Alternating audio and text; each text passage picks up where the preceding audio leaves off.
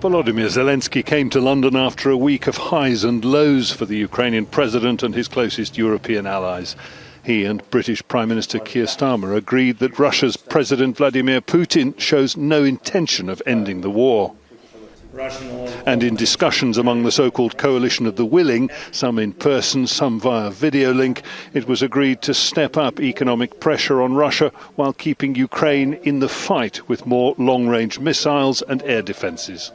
Working with the US, this coalition is determined to go further than ever to ratchet up the pressure on Putin, from the battlefield to his war economy, because that is the only way to change his mind and push him back to the table.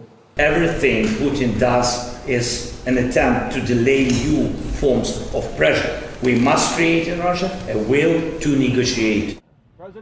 That meant keeping the pressure up, which hasn't always been the case. US President Donald Trump's decision a week ago to withhold long-range Tomahawk cruise missiles was a disappointment, though his decision to sanction Russia's oil industry came as a welcome surprise.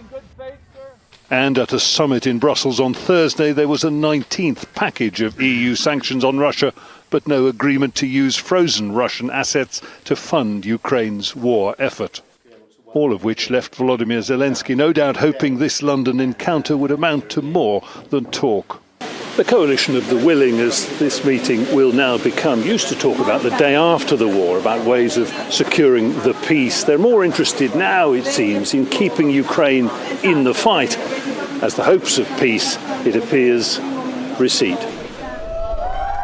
There were, as ever, strong words of support and ambition. And after his third meeting with King Charles this year, Zelensky is in no doubt of the esteem in which he and his country are held. But he needs a great deal more than that. Jonah, Al Jazeera, London.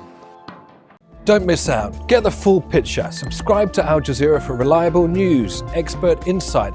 Like, share, stay ahead.